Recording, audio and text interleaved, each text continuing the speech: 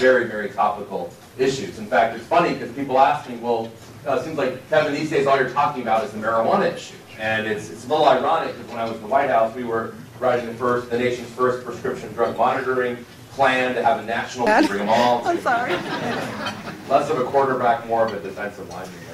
But anyway, and so, and you know, the issue of also synthetic drugs is something I've worked on a long time. I'm really passionate about criminal justice reform and probation reform and how to make drug courts work better and looking at hope courts in Hawaii, and justice reinvestment in Texas, all sorts of interesting things in drug policy, but it does seem like almost all my time has been taken on the marijuana issue. And you know, the reason that is I actually think, although we know that policies that relate to prescription opioids or policies, for example, that relate to expanding treatment under ACA or mental health parity, those are of such paramount importance. However, I see all of them being subsumed, really, under what we're going through right now in this country, which is we're about to go through the biggest transformation in public health policy that really has happened in more than 100 years. That happens once every 3 or 4 generations, and it's happening now on all of our watches. And that'll be the legalization of a third, or you can argue fourth, because the pharmaceutical drugs are a third category, of a legal addictive drug that we're going to let out to market forces. And it's true that obviously marijuana is not prescription opiates, it's not heroin. You know, however, the way I see it is, frankly, cocaine, heroin, and opiates is, you know, I know you ride a lot of trains here in Jersey and New York, so I was thinking of a good analogy. You know, cocaine, heroin, and opiates is really the express train to destruction and ruining your life and health problems and family disintegration. I see marijuana as going to the same destination, but it's the slow train. It's the local train. It doesn't happen as quickly. It's easy to say that that is so far away. Now when I go to treatment centers, this has happened multiple times in a state like Colorado that's seeing an influx of marijuana adolescents. The multiple directors of treatment centers independently have said to me, Kevin, I never thought I would say this, but I would rather have, as horrible as it is to say, 2 or 3 kids with a needle in their arm versus 1 kid that has a marijuana addiction, because at least the kids with the needle in their arm realize, because of the acute consequences, how horrible it is what they're doing. They're destroying their life. They see it right in front of them. Their parents see it so acutely, how horrible it is. Whereas with marijuana, they don't see it as acutely. They don't, you know, it's slow. The peer group slowly changes. The grades slowly go down. They don't go to the ER like they do heroin and cocaine. They don't have the violent physical symptoms of withdrawal. Yet everyone around them is seeing slowly and slowly how they're changing, and it's very hard for them and frankly their family, often in denial as well. So this really is, I think, one of the most misunderstood drugs. I'm going to go through essentially a little bit about national drug policy. I know you all can't really see the screen so well in the back, so I'll improvise.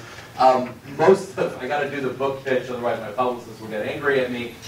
Everything that I say today is all backed up by citations that are on the slides, but even more discussed in depth in my book that just came out, Reefer, Sanity, 7 Great Myths About Marijuana. That's actually for sale in the back, and I'm also happy to sign them for you. If you have them, you can also buy them online or on Kindle.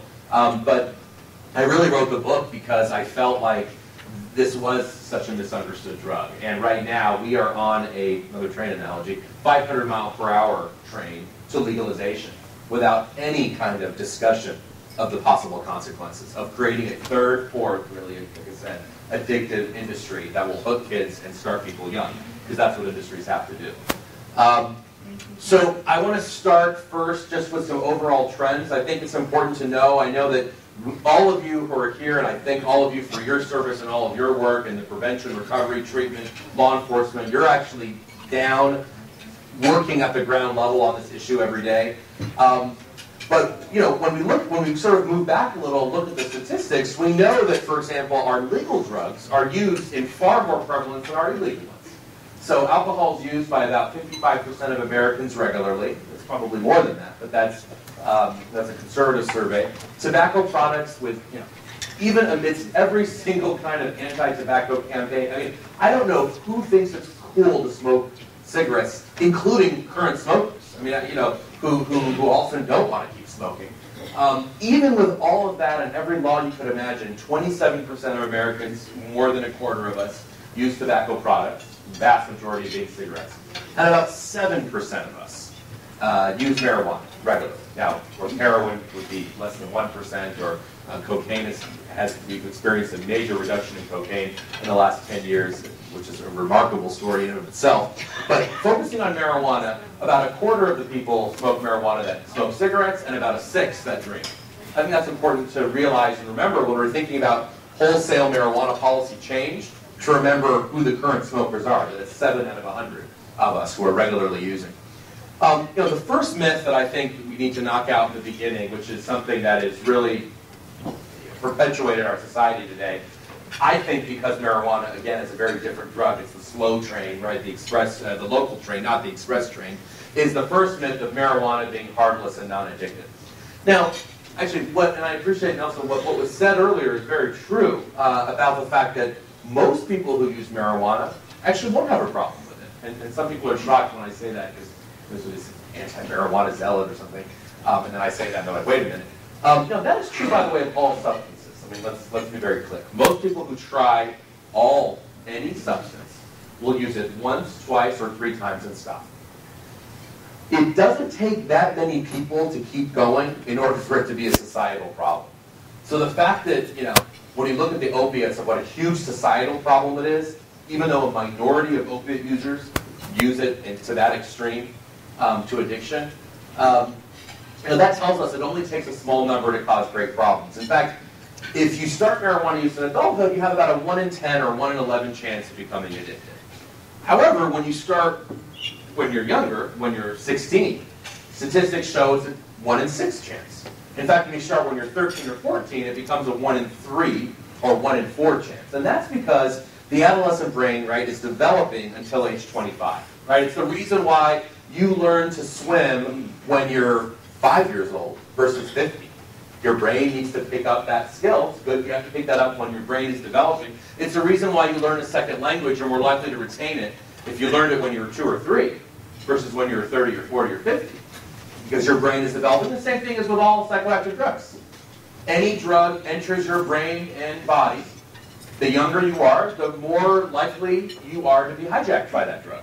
Doesn't mean that you can't, stop that hijacking, but the more likely you are to become your brain to be hijacked. So that's why it matters to talk about kids in this issue with all substances, because kids are just the most vulnerable among us. And by the way, that has implications for a business model that thrives on addiction for profit. Because let's remember, that is the business model that we'll get into. Alcohol is the same thing, by the way. The vast majority of us, about 85% of us, drink responsibly. 15% of us do not drink responsibly. We're binge drinkers and we have problems with alcohol. But that 15% of binge drinkers, of the number of drinkers, consume 90% of the volume of alcohol in this country. It's pretty amazing. And that 15% of the number of our population that consume 90% of the alcohol, that's really where the alcohol business has to target. They have to target the addicts. It's the only way to make money. You're not making money off the person drinking a glass of wine every day. You're making money off the very heavy drinker. So, again, a small number of people, it only takes a small number of people to consume the vast majority of the substance for it to be a problem. And in the case of marijuana, we know 1 in 4 14-year-olds will become addicted. Now, addiction to marijuana looks different than addiction to heroin. I'm not making that comparison. But it's important to realize that addiction to marijuana is real. I mean, withdrawal and tolerance are real. What it's doing to certain areas of your brain that tobacco or alcohol do not do is very real.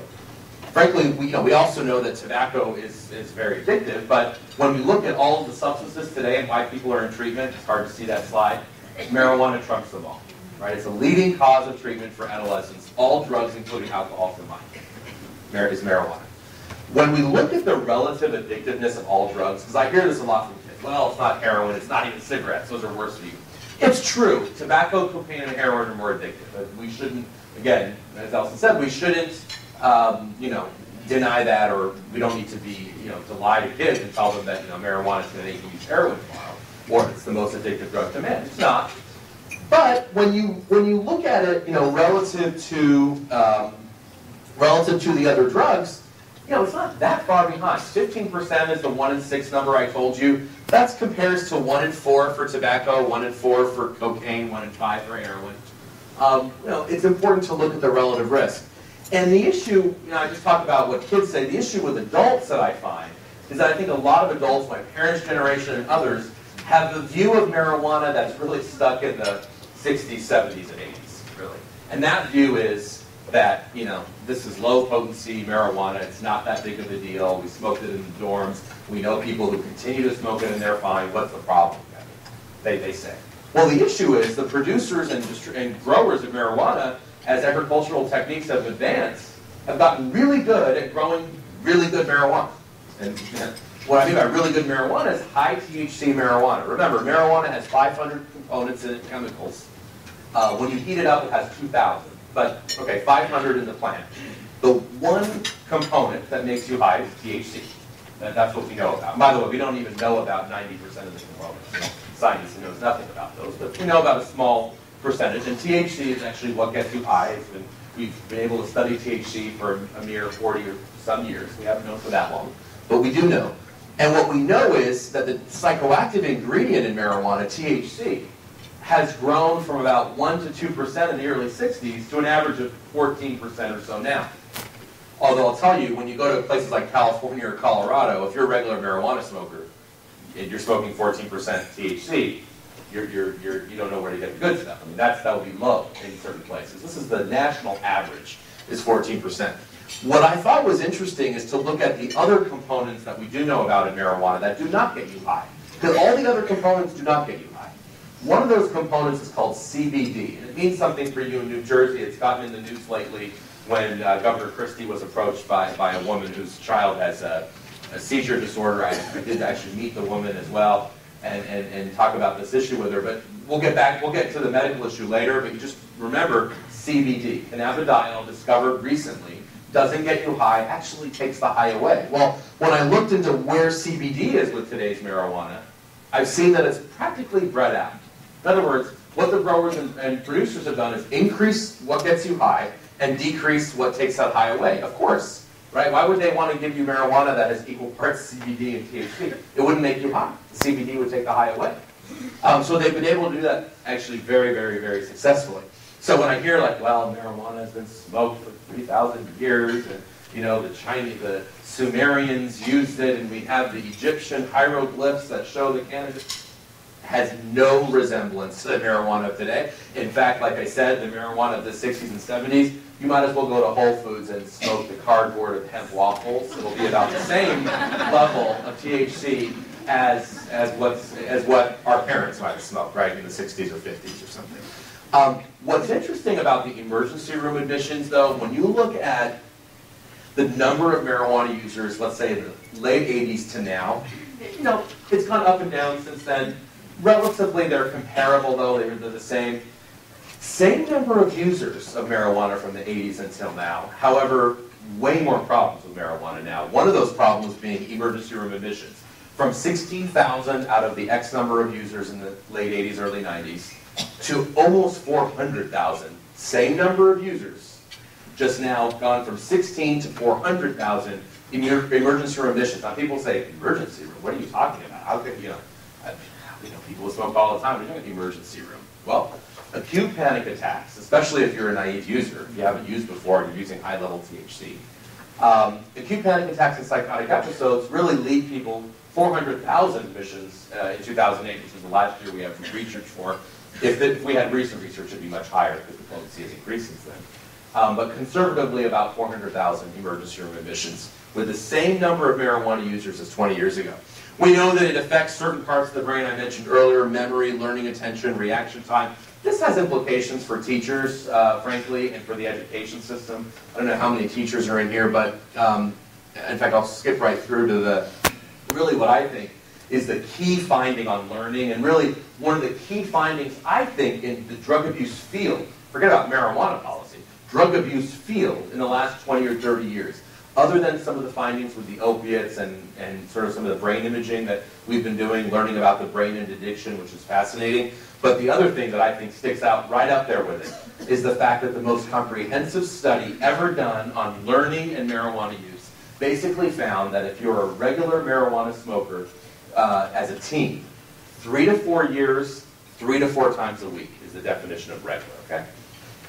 And even if you stop as an adult, when tested for your IQ, controlling for everything else, your parent, family life, your education, other substances, alcohol use, opiates, cocaine, etc., etc. Basically what was found is that those people who smoked marijuana regularly had an average IQ score of 6 to 8 points fewer than those exact same kinds of people when controlling for everything who did not smoke when they were young, even if those people stopped when they became adults.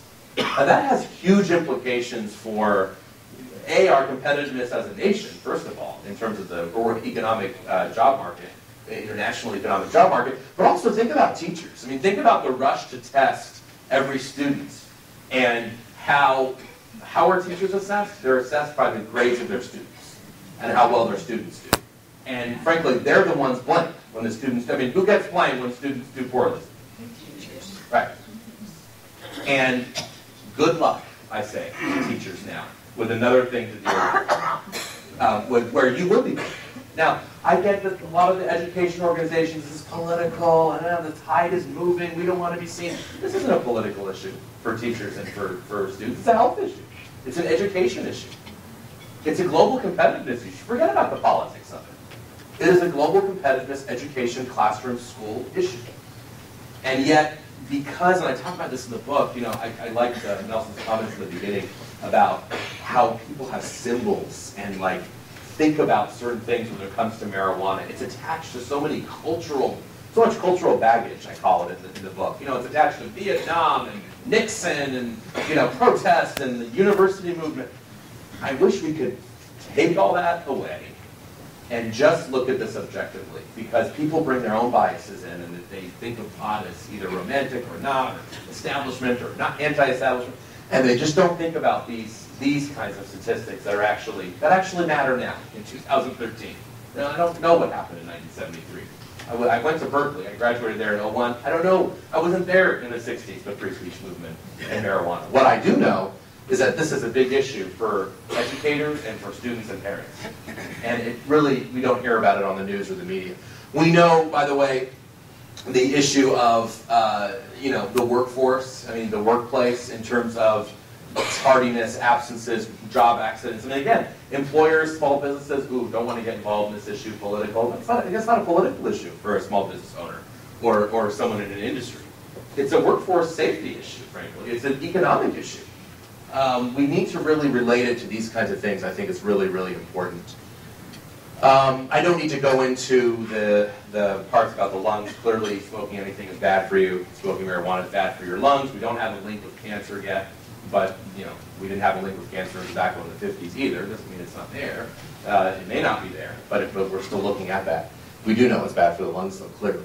I want to get to the second myth sooner rather than later, because there's just been the discussion here in New Jersey of smoked or eaten marijuana as medicine. And I'm often asked, on an airplane or on an elevator, 5 seconds to respond to somebody when they hear about what I do, but isn't marijuana medicine? And I want to sit down with them for half an hour and have a nuanced discussion, but that's not going to happen. My quick answer, so you can zone out for the next 10 minutes if you want, just get this part, is simply, we don't smoke opium to get the effects of morphine. Right? So we don't need to smoke marijuana to get any of its medical effects. Yeah, marijuana contains medicinal properties. That doesn't mean that a joint is medicine. Right? There's a difference there. Right? We don't. Now, we just talked about how the opiates can be harmful. They can also be helpful. They also help people as well. As much as they kill, they can also help. We know that too. And so the issue is do you not like because it gets people high and that's not good? No, a lot of medicines get you high and I'm telling you, I had acute appendicitis and they stuck an IV in my arm with Dilaudid, which is, it's heroin. Heroin was made illegal. They changed the name and they give it inoculum. It's exactly what it is. And it was great. It felt wonderful. I loved it. And it was helpful for me at that time. These can be life-saving medicines. I'm really glad the hospital had that. The issue is that it's not about getting high. The issue is, how do we administer it? Do we smoke it? Do we smoke a raw herbal substance of unknown composition and standardization? Or do we figure out the medicinal properties and deliver it in a safe way? I mean, right now in New Jersey, essentially what you're saying and what the other states are saying when it comes to marijuana is, okay, well, for all other drugs, you're going to go to a pharmacy, you're going to talk to your doctor, they're going to prescribe something, you're going to go to the place that you know of. Your doctor's going to be able to tell you what the dosage is, and don't take it with food, take it with food, take this many milligrams, this is what's in it. Okay, great. But with marijuana, we've made an exception. We've said, yeah, you can't go to the pharmacy. Oh, and by the way, mainly you're going to be smoking it to vaporize it, I guess, or put it in a brownie. The point is, it's going to be a raw mixture made somewhere. And you can't go to that pharmacy. So you know what you got to do? I hate to tell you this, but a little dispensary around the corner in the bad part of town, you go around the corner where the pizza shop is in the strip mall, and you got to ask for a guy named Lenny who'll let you in. And, don't mind the neon bars sign that says cash only and the 300-pound bouncer guarding the outside, because frankly it's an illegal substance. There's a lot of shady characters. Don't mind them as well. If you can get in, once you finally get in, you'll see a doctor, and you got to have $200 cash on you. They'll do a 2-minute assessment. You just tell them whatever bothers you. And then you're going to go talk to Joe, the 27-year-old guy with no medical experience, who's going to hand you either Jack the Ripper brand, green crack, or super silver Ace for your ailment. And that's how we're going to deal with, we've made that exception with marijuana. Now, I don't see how that's compassionate. I don't see how that makes sense, even if you are dying of cancer. I mean, if my grandmother's dying of cancer, the last thing I want her to do is get involved in that kind of situation versus go to a pharmacy and get a substance. If it's based on marijuana, wonderful. I don't really care. But a substance that's been approved for safety and efficacy, prescribed by a real doctor. I don't know if any of you have been to Venice Beach lately in California. It's eye-opening. It's amazing how many 31-year-old white males, the influx of stage 4 cancer in the last 5 years in California. Incredible. And unfortunately, as I told the mother of the son in New Jersey who pressed the governor on the issue of CBD, she is being used as a pawn by the legalization movement to say that this is what it's about, because who can deny this poor mother something? As opposed to doing the intelligent thing, which is don't deny her those things. Supply it through the government. Supply it through a research program, even if it's not approved yet. You know what? At least supply it through a chain. You know what's in it. Right? I asked for some Advil this morning earlier in another talk I gave by somebody. I didn't have to ask, did the Advil come from like this neighborhood, that neighborhood, what's in it? It didn't matter. The Advil from here is the Advil that I get in Boston. It's the same thing. Why do we make an exception with marijuana? Again, we make exceptions with it because it's just tied to so many cultural issues. And I'm not going into I give a lecture on the history of opium and cannabis. Sounds like a snooze fest, but I promise it's actually interesting. Where in the late 1800s, these are two very similar substances in that they were discovered, they were used in the East, they had medical properties, they didn't have medical properties, they had bad things, good things. Why did they take such different routes? Opiates quickly became used for medical purposes, and there was a clear distinction between medical, morphine, which came about, and non-medical, opium dens, smoking opium, injecting heroin.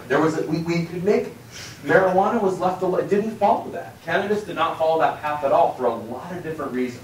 Political, cultural, etc. And now we're in a mess. We are, and the elected officials, the law enforcement officials, the prevention and treatment folks, it's a mess. Because kids think that a joint is now medicine, so it must be good. Voters think they're voting for someone with stage 4 cancer to pain to get something that is going to help them. People that are vulnerable themselves and desperate, like the mother with the 16-year-old that has 270 seizures a day, essentially thinks that this is a miracle medicine, but then has to go and ask around and what's in this, and was it tested? No, because there's no lab that can certify where it came from. It's illegal. How should we use it? What's the dosage? What's in it? No answers to those questions with the way that we've started this. But you know what? Wheel somebody in a wheelchair in front of the state legislature or your elected officials and have them say that marijuana helps me? Good luck fighting that. That is a really good 2-second news report and a great soundbite. The issue is, I hope that we can make policy beyond sound bites and actually do maybe something based on science. So again, like I said, we don't smoke opium to derive the benefits of morphine. The answer to is marijuana medicine is no, yes, and maybe, folks. It's not simple. Frankly, if anybody's going to give you a simple thing to fit on a bumper sticker, you should be suspicious of it. I'm equally suspicious of legalize as I am of war on drugs. They both don't say anything. So we need a more nuanced discussion. No, smoked or inhaled marijuana, we don't smoke any medicines. The reason why the AMA and every medical association in this country is against smoked marijuana as medicine delivered through non-pharmacy establishments is because it is not the way we have safe and effective and proper medicine. It's a recipe for disaster. That doesn't mean that there aren't things in marijuana that can be helpful. And I don't think everybody coming on a wheelchair saying it helps me is lying. I'm not calling them liars. What I'm saying is we can do better. We can do better than saying go around the corner to the pizza shop next to the guy. Why do we have to do that? Why can't we say go to your pharmacy and you're going to get something that you know what's in it? I don't understand why we have to settle for something less than that. And unfortunately, the political reality is that this is tied in with all the legalization. And so the legalization advocates frankly ruin it for some of us who are actually trying to do this the right way, because it's very easy to point and say, wait a minute, where did the money from the initiatives that have passed all across the country that eventually led New Jersey to also pass a similar, where did that come from? Did it come from the doctors? Physicians? Nurses, maybe? No. It comes from folks who want to legalize drugs. So we gotta make that distinction. I think and so a couple of things. One, we already have a marijuana-based pill. Many of you know in a pharmacy today. In 1980, a pill came along called Marinol. What is Marinol? It's THC, what gets you high. Also has pain-relieving effects. It's an analgesic. In a pill, before it was approved in 1985, little known fact. Most people know that it's out there, but before it was approved, for 5 years, the federal government gave it to 20,000 people under a research program. Those 20,000 people were dying of a disease no one had ever heard of called AIDS, with side effects no one knew how to deal with called wasting syndrome, where they were literally dying they couldn't eat, or a side effect called Kaposi sarcoma, which is horrible. And, not earth-shattering for our marijuana-smoking friends, marijuana makes you hungry. That is true. It stimulates the appetite. So THC is what does that. That was very helpful to those folks. It was given in a compassionate research program. Now, thankfully, we don't need to have that anymore because the AIDS drugs have gotten rid of wasting syndrome and Kaposi sarcoma. I mean, you will not find somebody taking the AIDS cocktail that has those conditions. They don't exist. It's a triumph from a public health perspective. But what happened was we had this drug now called Marinol, THC pill. Now, when you say this to legalization advocates, the response is, whoa, there's so many other things in this God-given plant that how dare you try and make it into like a medicine or standardize it. We want the other parts of it. Okay, fair enough. There are other components that could be helpful. Frankly, what seems to help the seizures, that anecdotally, there aren't many studies, but for the few studies that there are, what seems to help the seizures is not THC, but it's CBD, which doesn't get you high. So when this little girl whose mom's a party governor, she's talking about something that doesn't obviously get her kid high. It's CBD, and it seems to be good for the seizures. Now, well, what about CBD-based medications? Well, those are actually in development as we speak. Probably in this country, in a year or two, we're going to have an oral mouth spray. It goes under the tongue, 2 sprays. It doesn't get you high. It has equal parts THC and CBD, so it's the last thing you would want if you were addicted to THC, because you're not getting those effects at all. Very small. And CBD takes away the high, and it's good seems to be okay for cancer pain as well as MS or seizures, the spasticity, muscle spasticity. And it's approved in 22 countries already, including Canada. It probably will be approved here in a year or two. Is that going to solve medical marijuana issues? No, because the advocates come out and say, no, that's not exactly the one that we want. And again, I don't want big pharma. I can grow it in my backyard. How dare you? Well, you know what? the silliness does need to stop at some point, right? You can grow opium in your own backyard. We're not asking someone, though, we're not saying it's acceptable that, yeah, no pharmacy, you who seems to know how to grow opium because you've been doing it for so many years in your backyard, I want you to grow, process it, create something that doesn't have to go through the FDA, put it in a brownie, and we'll sell it at the store. The silliness has to stop at some point. That doesn't mean that we can't have people who, let me tell you, if somebody is dying of cancer, 4th stage, or suffering a horrible, I really want them to get whatever makes them feel better at that point. I mean, really. Who am I to say that, well, marijuana, you can't say. They're not worried about marijuana addiction. They have 6 months to live. But that is not the reality of the people who use medical marijuana, the vast majority. And what I mean by that is when all the studies that have been done, basically that the person who smokes medical marijuana looks like this guy. Not exactly the dying cancer patient with a month or 2 to live. 80%, basically the average is a 32-year-old white male with a history of drug and alcohol abuse and no history of a terminal or really a chronic illness other than self-reported back pain, headaches, insomnia, and stress.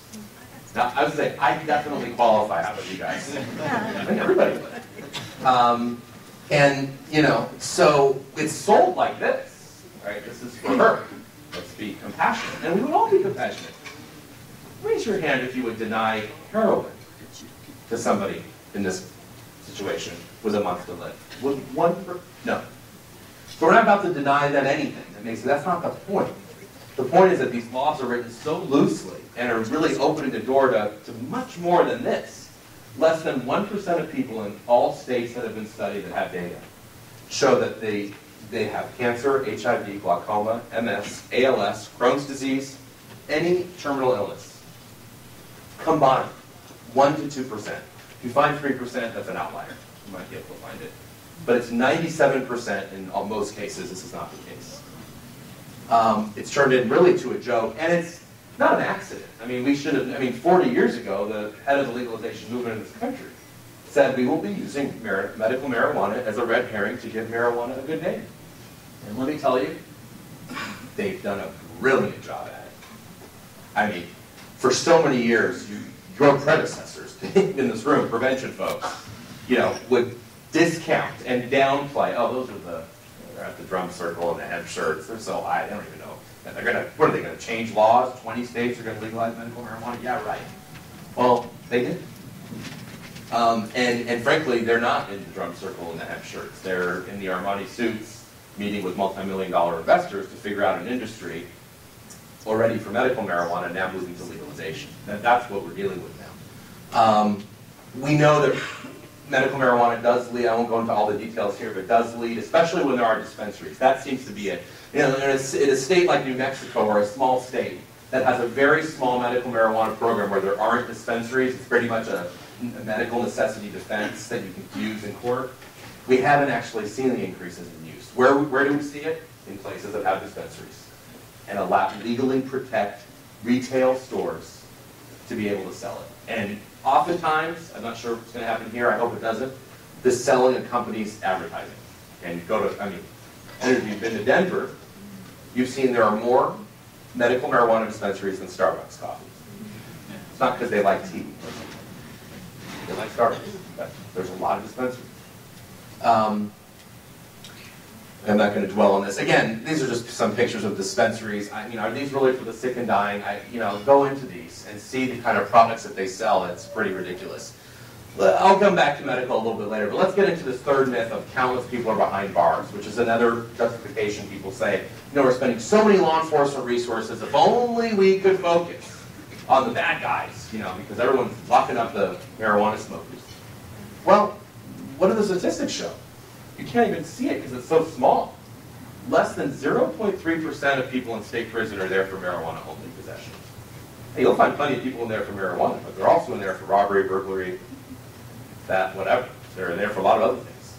But marijuana only, the poor innocent marijuana smoker being targeted by big bad police, not really a reality. Talk to law enforcement. Is there time to go after the small amount of marijuana, the guy with the small amount of marijuana? It's just not there. In fact, the analysis shows that for every 12,000 joints, big joints, smoked to completion in this country, there's one arrest for marijuana. You cannot find somebody in federal custody for marijuana possession. And actually, drug possession is even hard. It's really trafficking and dealing, but let alone state. Now, are there people sometimes where you got to go to the station, or maybe even in a place like New York City, especially in the 90s, and maybe now, there's like a day overnight in jail. Yeah, there is that with local jails, and frankly, we should look at policies to reform that. That's fine. But what happens is advocates say, well, we need to reform that. It's such a waste of resources, so therefore we should legalize marijuana. That doesn't make sense. We can reform, frankly, the worst parts of our policies without opening the door to what I fear, which is really the commercialization of marijuana. And so the next myth that people talk about all the time flowing from that is, Kevin, alcohol's worse and it's legal. Tobacco kills more people than all substances combined. True. Most addictive drug known to man. True. Why is that legal and yet this weed is illegal? Well, my response to that is let's see how alcohol and tobacco are doing in terms of how we're dealing with them in society. Are they a model, a public health model that we would want to follow for substances? I don't know. Let's look first.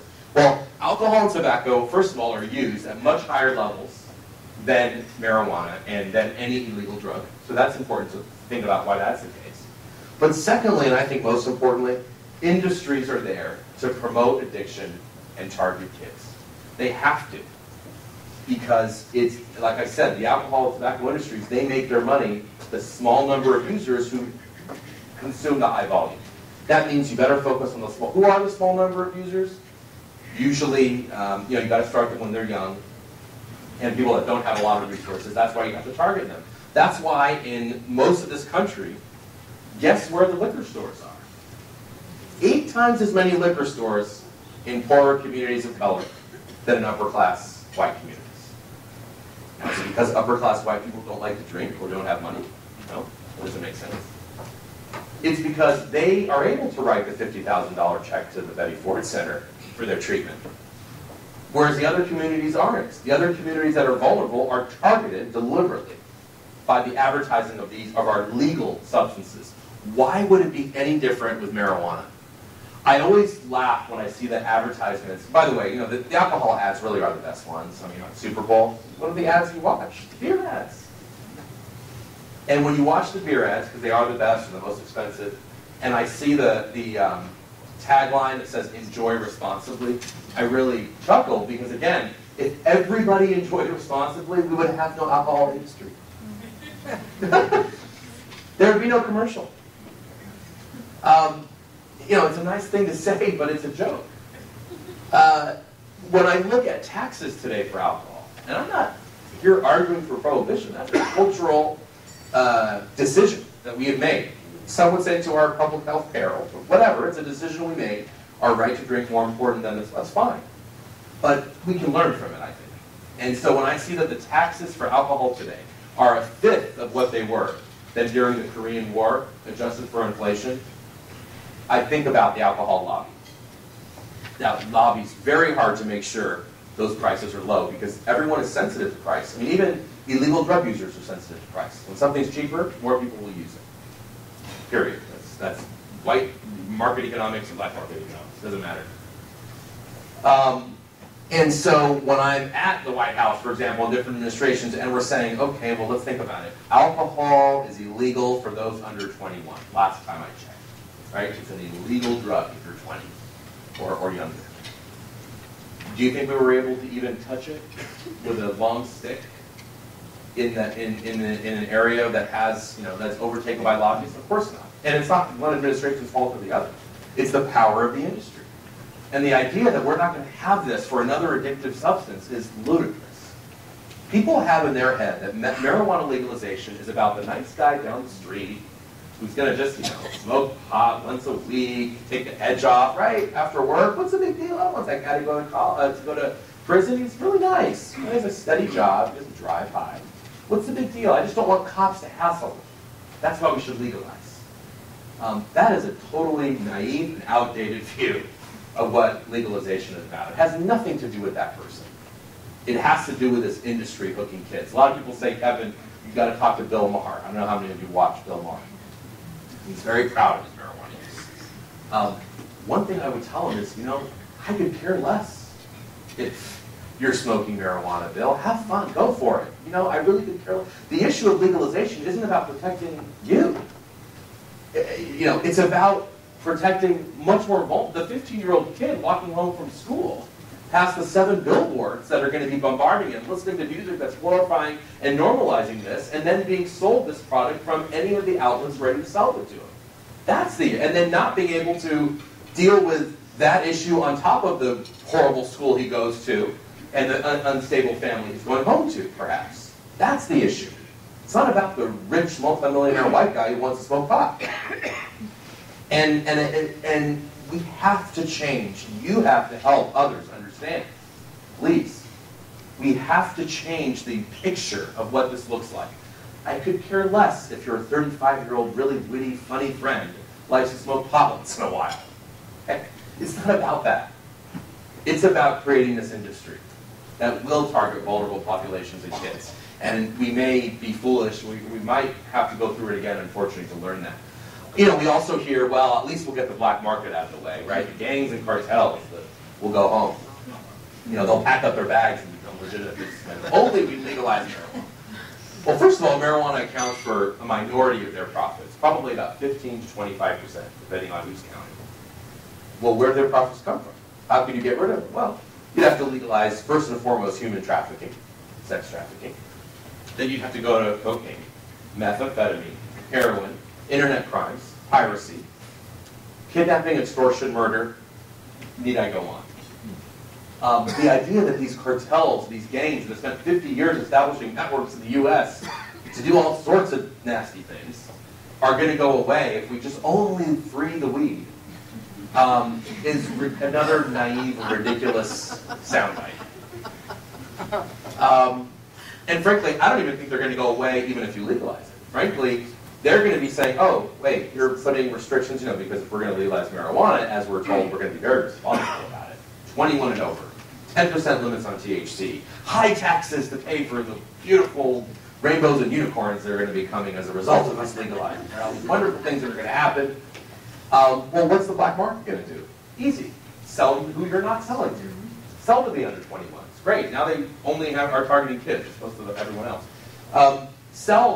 You're going to cap it at 15% THC because even the Dutch classify 15% THC as cocaine. They classify it as the same as crack cocaine, by the way, in the Netherlands now. They've had so many problems.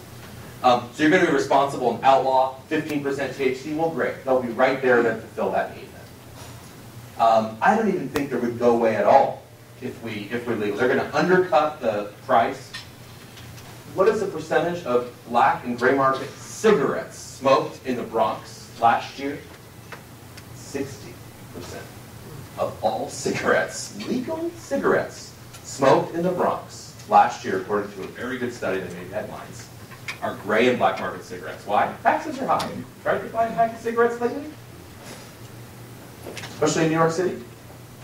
Very easy to undercut that. The black market will be there to do it. The point is with all of this, you don't have to memorize all of it. The point is, it's a lot more complicated and a lot more detailed than the bumper sticker kind of legalized sort of attitude that we have been seeing. And it really is about this. It really is about creating, in my mind, the Marlboro of marijuana. The big tobacco of our time.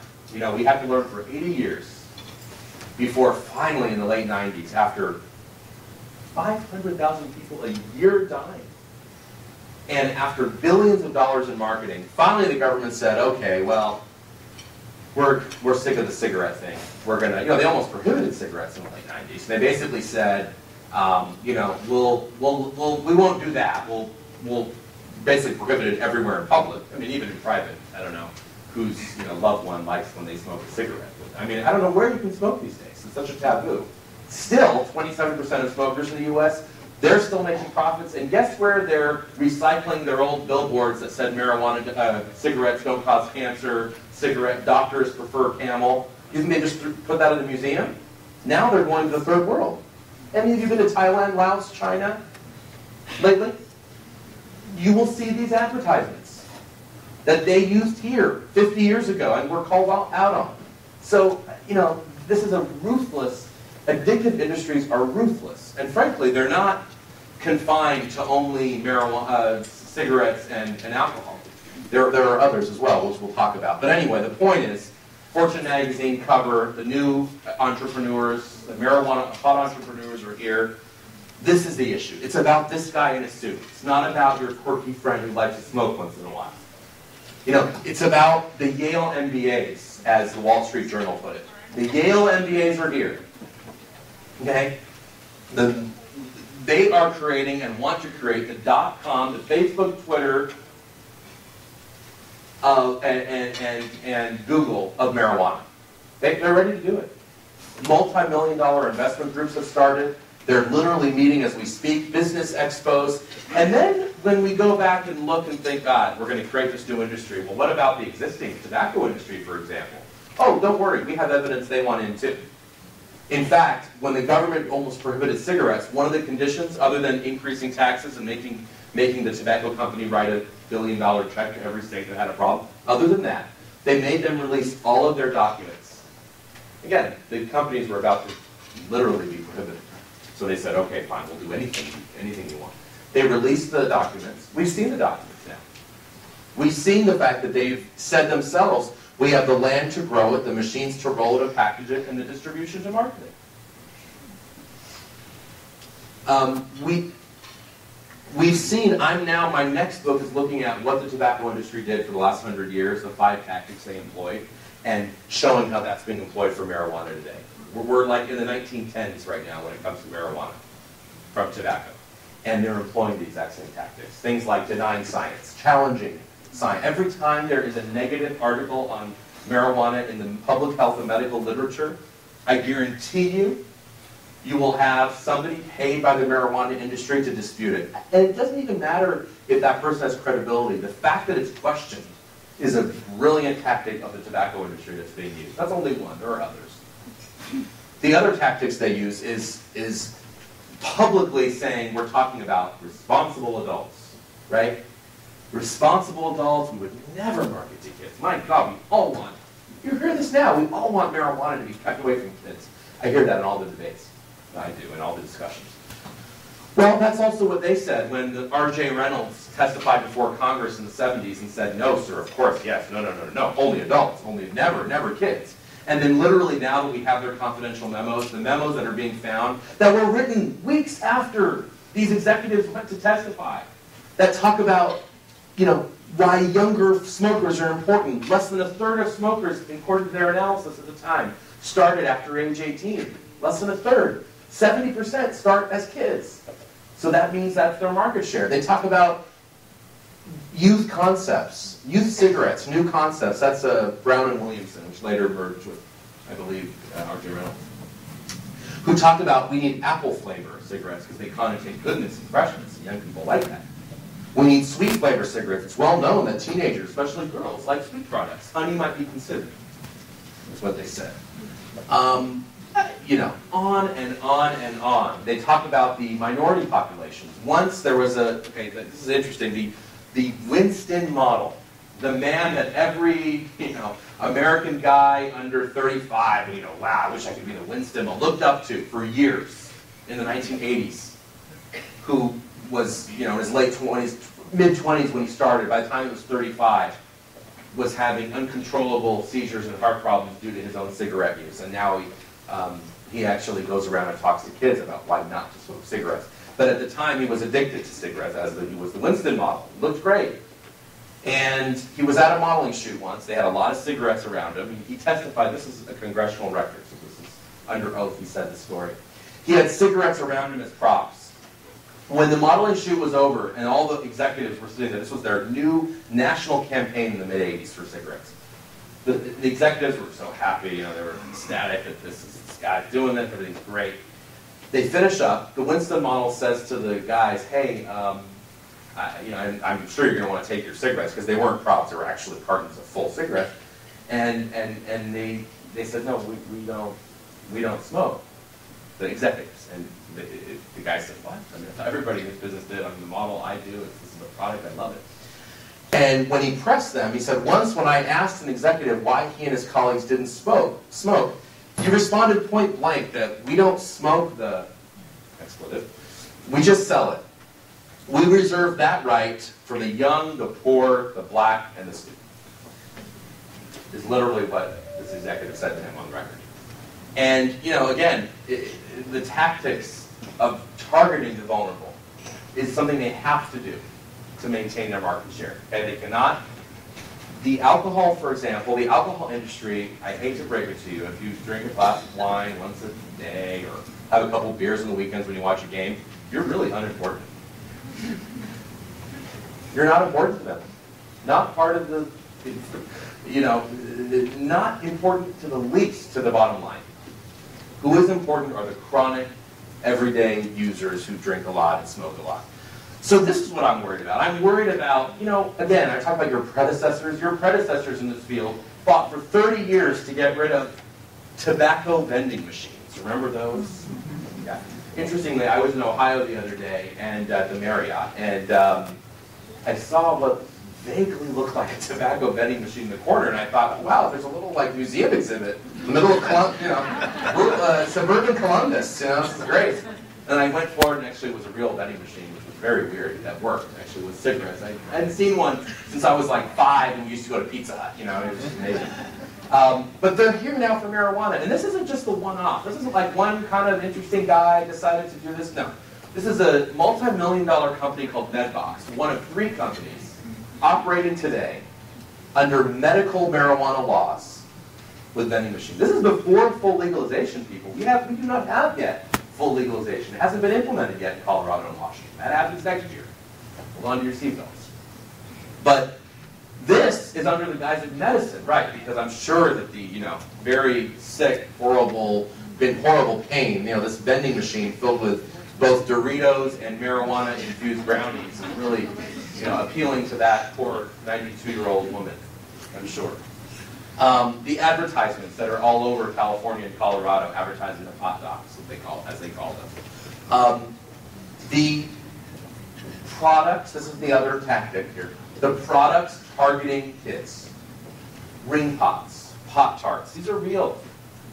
The grape soda, yeah, again, I'm sure my, you know, poor old Aunt Tilly's going to be wanting to have the monkey skeleton grape soda with the cannabis leaf on it for her chronic pain. I mean, this is under the guise of medicine. And these are products that, of course, are targeting kids. In fact, the new regulations that are about to be implemented in Colorado and Washington allow for candies to be shaped like cartoon characters. And this is supposed to be responsible. They allow for advertisement on the internet. Unabashed advertisement on the internet, even towards kids.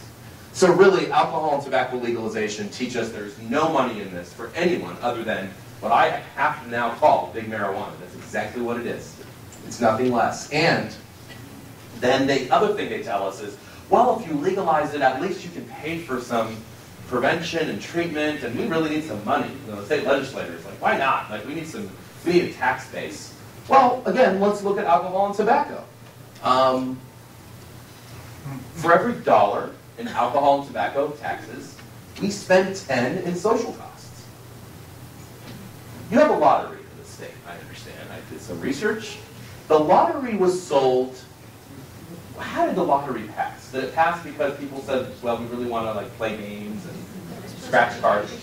Yeah, thank you. That's exactly right. Our research is confirmed. It was passed solely because of the education crisis. How's that going? Solved it? All done? That good? Teachers, you're rolling. Rolling in it, right? Brand new textbooks, technology. You're right up there. It's going really well. Well, that is another example of these promises that were always given for the latest thing. Now it's marijuana. Because the advocates will try any angle. You know, it's better than beer, it's better than alcohol. And that attracts people who have problems. I ran into Rosie O'Donnell the other day, well known for her family having problems with alcoholism. When I told her about this, she agreed. And then she said to me, yeah, Kevin, alcohol, it's really bad. I've seen it in my, and I looked at her and I said, you're right, it is really bad. Would we ever want to follow that model with any other substance? And she's like, thought about it for 2 seconds and was like, you're right, never thought of it that way. But again, it's these 2-second sound bites you throw out to people who don't think about this, who think alcohol's worse, it can solve our budget problems. This was my favorite one from Washington State. Drug dealers don't ID. That's why we have to legalize marijuana. Keep it away from kids. Because we all know that those folks who do ID, like the alcohol and tobacco, kids can't get that, right? It's remarkable. But again, it's a great soundbite. Drug dealers don't ID. Yeah, well, that's true. Yeah, you're right. You have to ID. Yeah, in a perfect world. Unfortunately, that is not a realistic experience with any of these substances. I'll go through this quickly. There's a lot talked about Europe, and I've been going to these forums at the UN for years. Like, if only the U.S. would catch up with enlightened Europe, we could. Well, the U.S. has gotten way farther than Europe when it comes to marijuana now.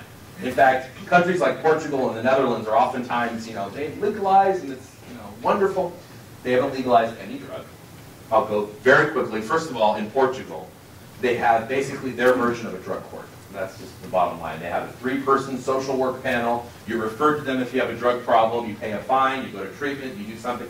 It has not been legalized. You can't go buy cocaine in Lisbon or anything like that. And frankly, as a result of that, I don't know, the results are mixed. Some things have gone up. Drug use has gone up. Deaths have gone down. We don't really know. It's really unclear. But again, the rhetoric, the 30-second soundbite is, they're so much more enlightened than us over there, and they've done all this. What about the Netherlands? Well, the story of the Netherlands is that when they implemented their coffee shops in the mid-'80s, drug use there increased among kids threefold. And guess what's going on in the Netherlands now? They're retreating. They've closed down hundreds of coffee shops. I hate to break it to any of the students out there hoping to go study abroad over there, because you can now not buy marijuana if you're not a Dutch resident. And they are now, like I said, classifying 15% THC like crack because of the effects. And they are the #1 country in need of marijuana treatment in Europe. Small, little country of the Netherlands. So, not exactly a resounding success. They didn't legalize. They had a sort of a strange policy where it was like illegal to grow but legal to sell. Very, very, very strange policy. But essentially, it did allow retail sales of some sort. And again, they're going back. And the 7th myth in my book, I'm not going to talk about here in detail, is the idea that nothing really works. Everyone's going to always use, so why try anything? I think that's a ridiculous notion. We know that investments in prevention and treatment pay dividends. $1 invested in prevention, you get 12 back that you wouldn't be spending on treatment. $1 spent in treatment, you get 18 back that you wouldn't be spending in enforcement. We know these things are cost effective. That you cannot believe that. Now, what about the policy implications? Why do I think this is so important, right? I've worked on the, ACA. I worked on prescription drugs. I worked on synthetic drugs. Very scary. We had no idea what to do. All these new catechinones and bath salts. It's terrible. But why do I think this is the chief issue for all of us? Well, first, it is going to completely change our work environment for those that are teaching, education, prevention, treatment. It will subsume everything else. The best analogy I can give to illustrate this is, imagine you have the best prevention program at a school possible, the most up-to-date technology, best people, best everything. These kids they're going to be inoculated from using drugs. But the second they leave that school, on the way home, they're bombarded by the environmental influences. They're bombarded by the influence of, say, the youth. They're bombarded by free open-air drug markets ready to sell them whatever they want. Well, you know what? That prevention program, good luck, because those environmental factors will overtake it. It's the same thing here. We can build the best treatment infrastructure to make the world envious. Treatment on demand. We can make sure that the screening and brief interventions and counseling are all available. But if we legalize any substance, in this case it happens to be marijuana, any addictive substance, and release it to market forces, those things will overpower, just like they do alcohol and tobacco. That's why we don't have enough alcohol treatment. That's why we do not have enough tobacco cessation programs, because the environmental factors overtake them. They will, like I said, overpower our best research programs. It's funded, frankly, I'll talk a little bit about this, with more money, resources, and clout than all of our groups combined. which is scary. And really, it has very little opposition. And there, you know, we can look at three main people: George Soros, Peter Lewis, who founded Progressive Insurance and is a multi-billionaire, who decided when he was 75 and really liked pot. It's true. And then started a lobbying group called the Marijuana Policy Project that gets $50 million a year in order to lobby in D.C. and around the country for marijuana legalization. And they parachute into a state like they did in Colorado. First, they start with medical, like they did here. Then a couple years later, once the ground is fertile, they go in and pump $6 or $7 million, depending on the media market, and bombard the airwaves with these messages I was talking about. And then who has to fight back against them? Well, coalitions like this one sponsoring this event. Yeah, but you know, teachers, treatment providers. But wait a minute, you're all not political, you know, animals. It's not, you know, you're hired to be a social worker or a preventionist, not Karl Rove. But unfortunately, the folks with doing prevention that are going to feel it the most, prevention, treatment, enforcement, and education sectors, they're left holding the bag, trying to compete against this machine. And frankly, the reason medical is passed in almost every state that's been introduced is because of the big money. When you saturate the airwaves. John Sperling, who's also a billionaire, he founded the most profitable education institution in the country, called the University of Phoenix. Over $50 million to legalization. Let's see, press this button. So we'll go through this quickly, but they basically secured legislative champions at all levels. They have the attention of the media. How many of you saw Sanjay Gupta's marijuana documentary? Some of you. It's important to just reflect a little bit about this uphill battle with the media that seems to ruin my weekend. It seems to come out like Thursday or Friday. I'm like, oh God, I'm spending my weekend responding. Well, this happened recently. And essentially what it was all we saw were headlines on CNN.com and everywhere else, because other media outlets were covering it. And it said, Gupta changes mind on weed. That's all it said. And I was like, oh God, I got a headache, you know, reading that. I was like, oh boy, you know, because it used to be good. What happened? And it was like, apologizing for his previous anti-marijuana position, and da-da-da. I was like, oh boy. Then I watched the documentary. Yeah, there were a couple things about smoked marijuana and a guy that had a really debilitating disease. But it was really centered on this little girl who had 200 seizures a day, who you had to sympathize. Anybody would sympathize with her, for rightfully so. Very responsible parents. Tried everything, nothing worked. They found CBD liquid from the biggest medical marijuana growers in Colorado, who are making millions of dollars selling joints, but as charity, and they love to highlight their charity work, supply 50 parents with CBD. And I think they supplied them in New Jersey, I'm not sure why. Right? That's exactly what that means. And we're always fighting uphill. I talked to him and the CNN guys and the executives there, and one of the things I said was, well, because they said, look, anybody's going to misinterpret. Because the legalization groups were having a field day. Like, Gupta's on our side, yeah. You know, it's all about like the inevitability thing. That's another thing that's a political tactic, is you always want to act as if what you're in favor of is where the tide is going. I mean, you see this with multiple political issues, whatever it is. It doesn't matter what side you're on. Recently, it's been with the gay marriage issue, and that doesn't matter what side you're on. But that's sort of the, like, this is where we're going, and if you don't agree with us, you're a backward-thinking Neanderthal. That's sort of what the legalizers have been saying about marijuana recently. It's like, everyone's getting on this train, including Sanjay Gupta. I mean, they loved it. Now, when I talked to CNN folks, they said, look, everybody misinterprets people, journalism, and journalists, and he's a journalist, and so, you know, we can't help what this guy does. And my response was, wait a minute. You know, he's a journalist. Journalists report the news. He didn't report the news. He made the news, right? You never hear, like, Anderson Cooper thinks the war is good. You don't hear that. Diane Sawyer, what is Diane Sawyer's position on NAFTA? Who knows? She just talks about NAFTA and reports it. That's reported. What Dr. Gupta did, he's a really smart guy, he's a parent, I talked to him, his heart is in the right place. But what he did was essentially say, he made the news. So all the news outlets were covering what Gupta's opinion was, and they were misinterpreting it. And if you're a CNN executive, why do you care that they're misinterpreting it? This documentary has been replayed a dozen times. It's the highest rated CNN show since their 9/11 coverage. More people watch that show than have watched anything on CNN recently, including, I believe, the presidential election results. So why do you care? That's the narrative that you know, the more sensational the better. But it's just an example of the media fight that often we are engaged in this field. They've mobilized major grassroots and student supporters. They are in every single UN think tank international forum, on drug policy you can imagine. I'm going to Vienna next week at the UN, and boy, I'm not going to make a politically incorrect statement about the medication that I want to take when I go to some of these meetings. But it's remarkable because of the bombardment and how, again, these aren't the guys in the drum circle and dreadlocks. These are the Armani suits, the Harvard-educated guys talking about how legalization is the right way to go because it's human rights, it's incarceration, it's better use of law enforcement, etc.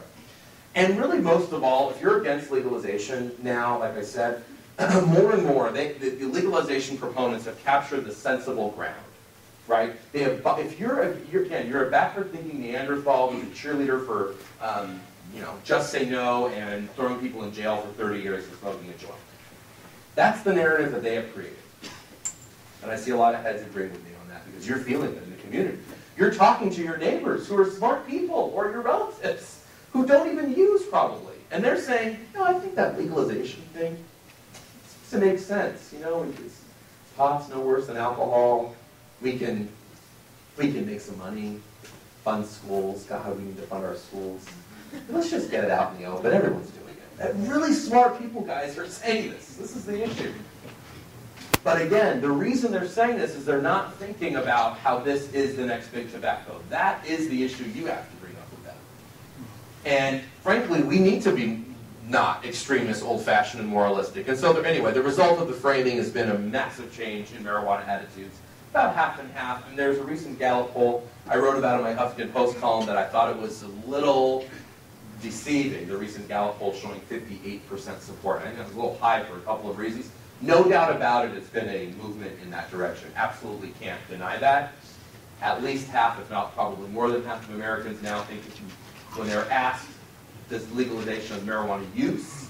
Now, if they were asked, what about legalization of marijuana sales, which is what exactly it is, I don't know if they would agree in those numbers. But again, that matters what question you ask.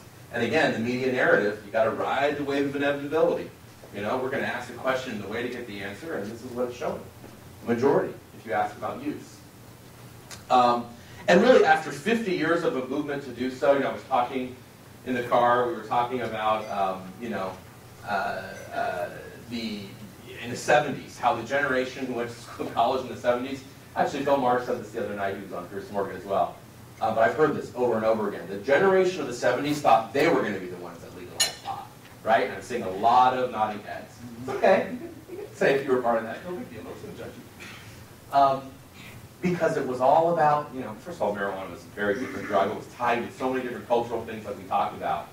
And everyone thought we were about to do it. Anyway, we didn't do it then for a lot of different reasons we can talk about later. But now, after 50 years, 2 states have finally done it, right? Colorado and Washington. And unfortunately, some of my former colleagues in the administration, I think, have taken the wrong position on how to deal with it. Because they didn't endorse legalization. That's true. They didn't say legalization is good, and that's a positive thing. But they basically said, you know what? We're going to wait and see what happens and then go in if things go wrong. And we're going to sweep up the mess, and we're going to defer our right to challenge you in court. Because they violate federal law. I mean, the government, and the federal government has said this. I mean, Eric Holder said, you are violating federal law. The issue is we're not going after you for it. We're going to look the other way right now, until, unless certain things happen. Drug use goes up, drugs driving, interdiction in other states, advertising. They listed about 8 different things that they would look for. But what I'm saying is, A, this is now the green light to create the commercial industry. Because you're basically saying, go for it. And, if there are bad things happen, we may come in with our limited resources and sweep up. But really, the green light has been given. And that's what I said to Congress when I testified. The other thing I said, which you can see, it's all documented, we can get you, is, has this already happened? In other words, do we have to wait for the results of Colorado? Now, they haven't legalized yet. But they've had something darn close to legalization for the last 2 years. And that's the country's most liberal and open medical marijuana laws in the country. And I think it's important as a case study for you all to know this. Essentially, what's happened is they went from 0 marijuana stores to 532 in a 4-year period. They went from 1,000 cardholders to over 100,000 in a 4-year period. Again, that influx of stage 4 cancer among the 31-year-old white males, I guess. Because all of a sudden it went from 1,000 to 100,000. And even though they passed medical marijuana in 2001, sort of like how New Jersey passed it a couple years ago and nothing really happened, nothing happened there for a while. But again, 5 or 6 years later, they had dispensaries. Well, what's been the result of that? Because that's one of the most open examples. Well, they're now the 5th highest marijuana use state in the nation. Their drug-related referrals for high school students who have marijuana positives has risen 150%. Marijuana screenings used to make 1/3 of total screenings. Now they make 57%. This is during the height of the opiate epidemic.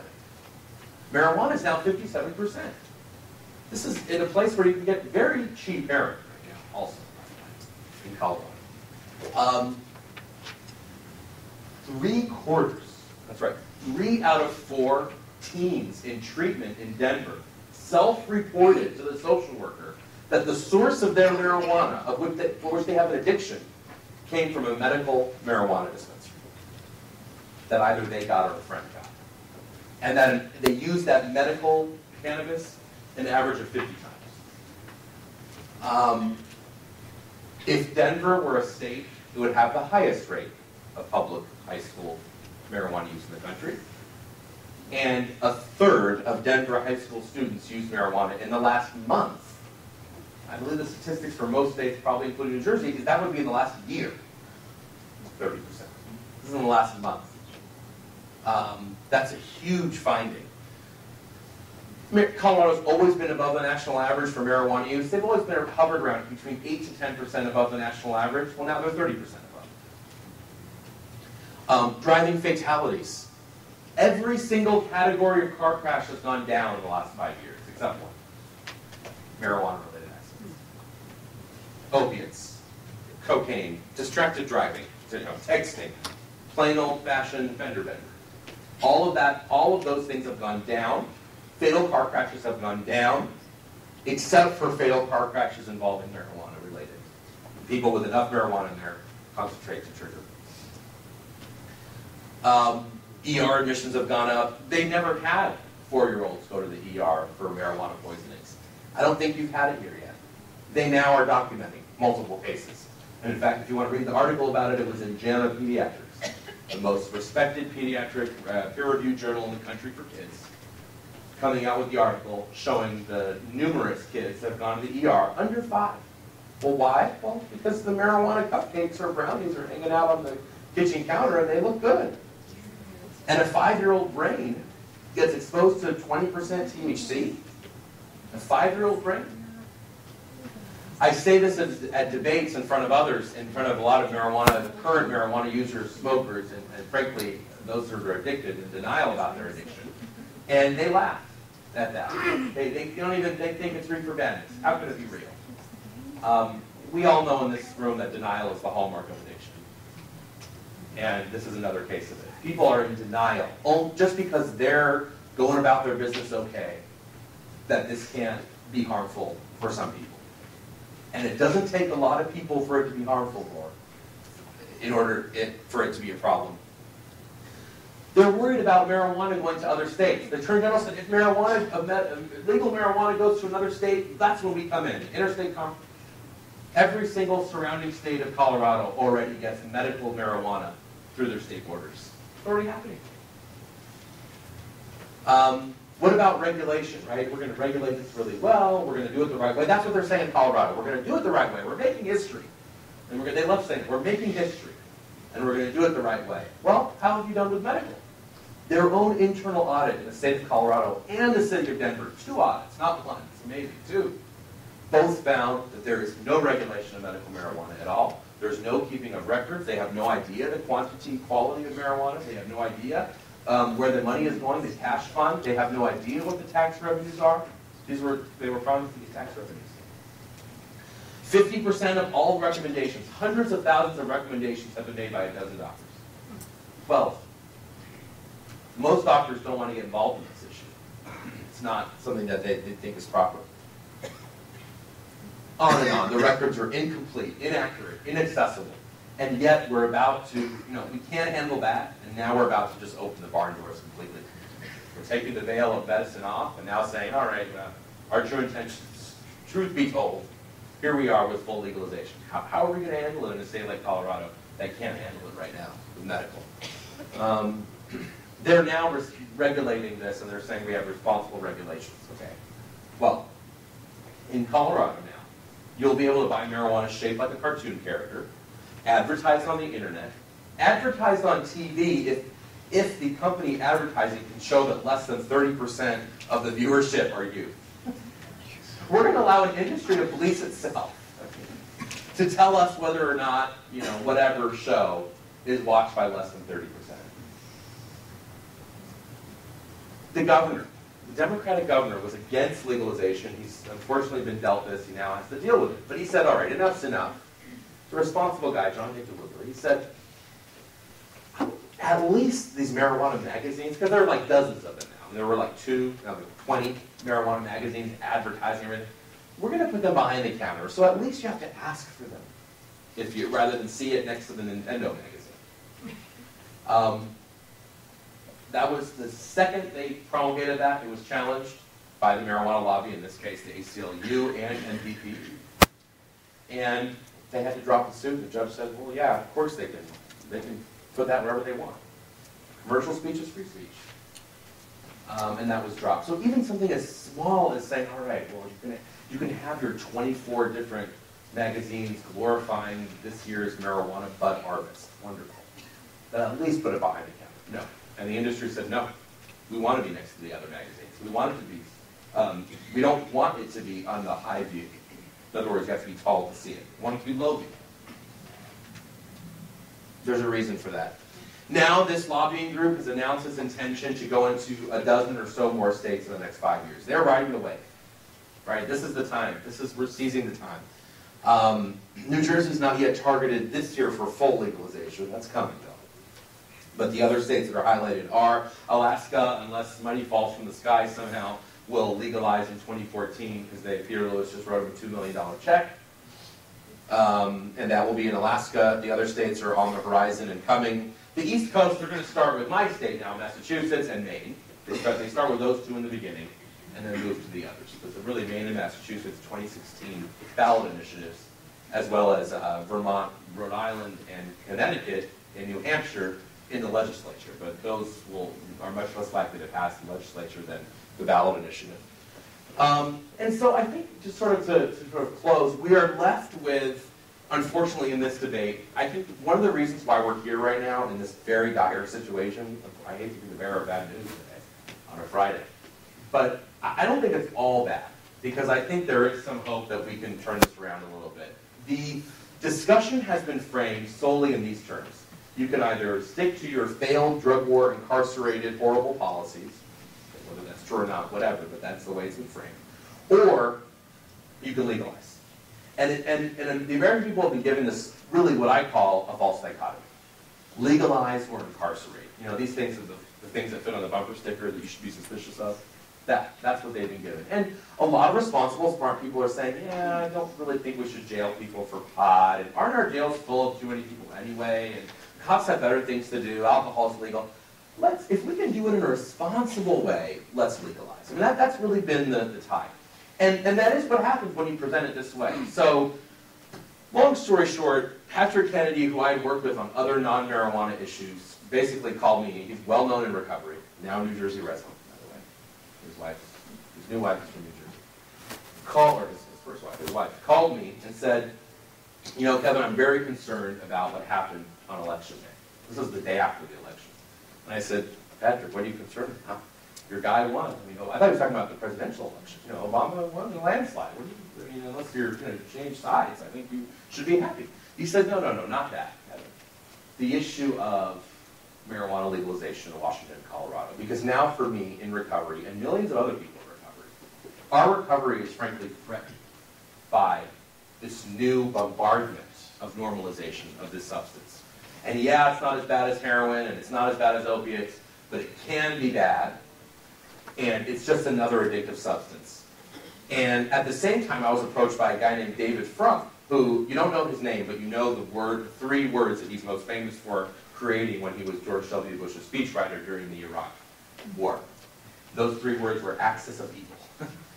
And the idea that you're going to have David Frum and Patrick Kennedy, the son of the liberal lion of the Senate, standing together agreeing on any policy issue, I think is nothing short of a miracle. But on the marijuana issue, they did agree. This is the one issue they did agree on. And then all of a sudden, public health experts from around the country who had stood on the sidelines as medical marijuana was being passed, came out and said, you know what, we cannot wait and see this public health disaster unveiling in front of our eyes. We need a kind of organization, a movement, an alliance, to not talk about reefer madness and how everyone's going to hell if you're smoking and there's heroin today, marijuana today, heroin tomorrow. No. To talk about this in plain words from a public health perspective and from a perspective of corporate cannabis is coming. Because that is what's coming. And so we started Project SAM as a result of that, Smart Approaches to Marijuana.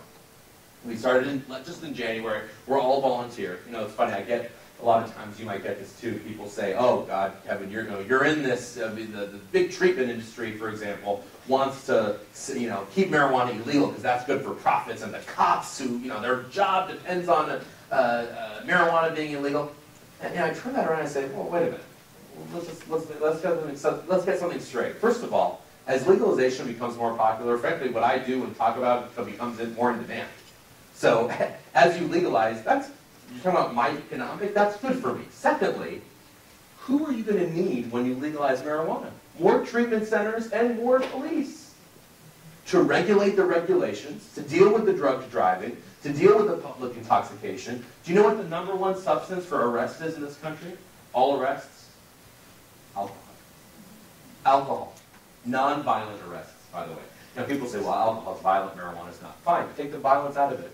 I'm talking public drunkenness, drunk driving, and sales to minors or other violations of liquor laws in this country. 2.7 million arrests.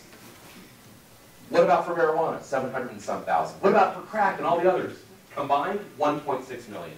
1 million fewer arrests then, drugs versus legal alcohol. We're going to need more law enforcement, more doctors, more treatment, more people talking about this, researching and assessing it if we legalize. So again, I don't buy that at all. But what we're saying is we don't want that. We really want to look at this in a much more intelligent way than we have in the past. Again, not about reefer madness. It's about public health. So we have 4 goals.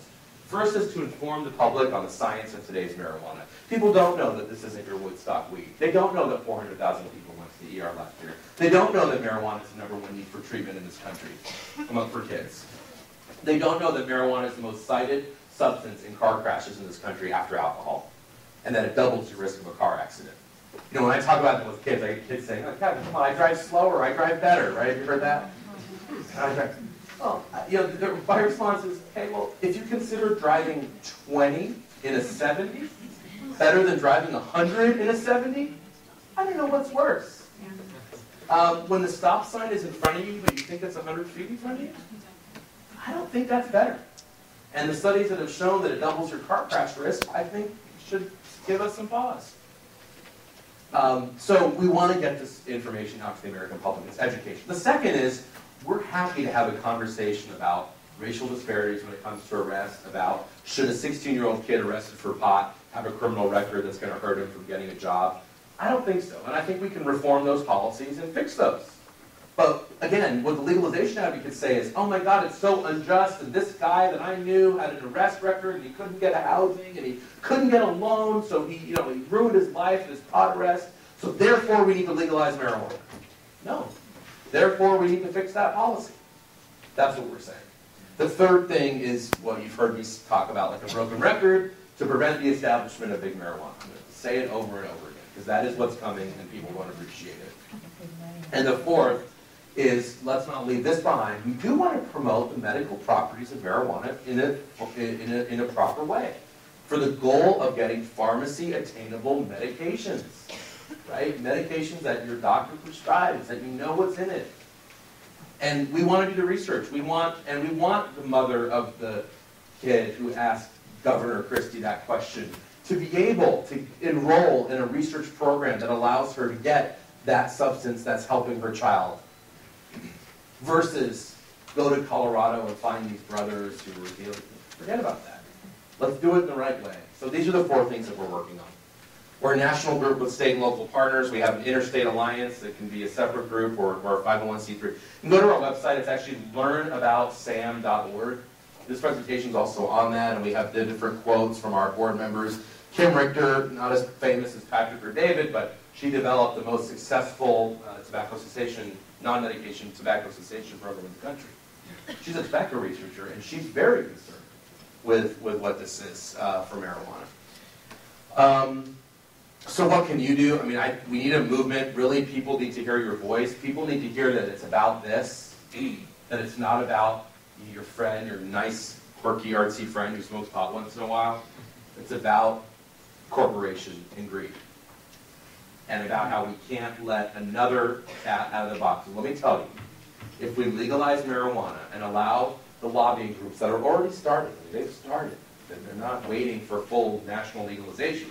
They've started in these states. The private holding multi-million-dollar groups raising money to create not only the marijuana industry, they're now creating a political group and a private funding million-dollar group for the industry around marijuana, like the things that accompany the lifestyle of marijuana. Okay? When that gets out of the bag, there ain't no turning back. We will have permanently changed our society. We'll see what the results are. I could be wrong. I hope so. But if I'm not, there's no putting that cat back in the bag. And so it's that risk that we're taking. This is what I think of. This is what I think of. And this is the image that, frankly, we need to, the Yale MBAs, all of this. This is really the image that we need to, and I think we need to join together, as I said, to prevent what I'm saying is the most catastrophic policy that we've seen in our field in a century. And it's going to really rely on all of you talking to your neighbors, your friends, people in the field, the education sector, the job sector, politicians. Politicians are only hearing from pro-legalization. So we need to talk about this intelligently. I think we might have figured out a way to do that. I hope it's not too late, and I ask all of you to join me in doing that. Thank you for listening.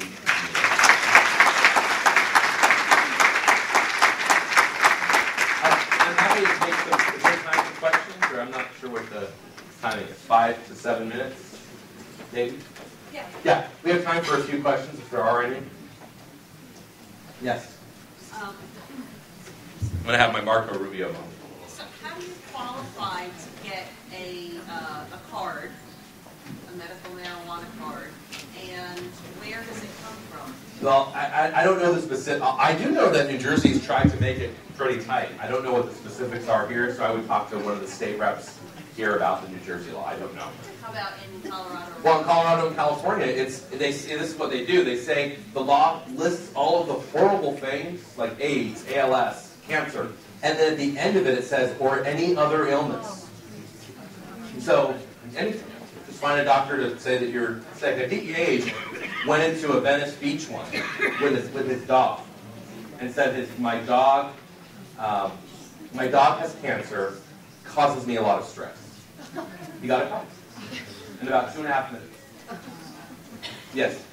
Yeah, I read someplace that an outfit in California claims to have developed a way of standardizing dose in chocolate. They have a process that they claim they can, give you a certain amount of milligrams. Do you know anything about this? Yeah, so what I would say, that there's a lot of companies that make these claims. I say, do what every other company that makes claims about a medication does. Go through the FDA process and do it. And you can. People think because it's illegal, you can't go through the FDA process. The NIH is spending millions of dollars on looking in and researching cannabinoids within marijuana. So that research is going on. I would say, I don't know the specifics of that. I've heard of these kinds of companies. Again, I would say, do what any other legitimate outfit would do. Prove that you have the dosage. Prove it. Yeah. Kevin, great presentation. Thank you. Have you been able to make this presentation on national television? Well, I don't know if you count 2.5 minutes arguing with someone on Chris Matthews or something. I mean, I've done like the 2-minute 5-minute, unfortunately, national television, the appetite for a nuanced discussion is difficult. I even hesitate to do the CNN and hardball and all those kinds of things because you have 2 minutes and it looks like a shouting match, but I try and do those. No, this presentation specifically, no, I have not. We need to buy some airtime, maybe find our own billionaire. Yeah. Why isn't it treated like every other drug and go through the FDA and you go to the pharmacy and why is it this whole other track? Is it because of the big money? Well, there is a lot of money being made, so I think there are a lot of interests in people saying we want to start medical marijuana companies to sell all these products and do it outside the purview and not go through the FDA. And so, again... The term is medical. Right. Oh, they even have a wonderful term. Right, exactly. It's amazing. So why not keep it in the medical? That's what I'm saying. Doesn't make any sense. It doesn't, but when you throw advertisements on television and have somebody say, I have cancer, would you deny me marijuana? 80% of people are going to say no. I know, but it's just another example of big money. I agree. Making policy. You got it. Right across the board. And it's just the tip of the iceberg. That's medicine. Imagine full legalization. That's the tip of the iceberg. Right. It has to do with the guns and everything else. Big money is making our decisions for us. That's right. I agree.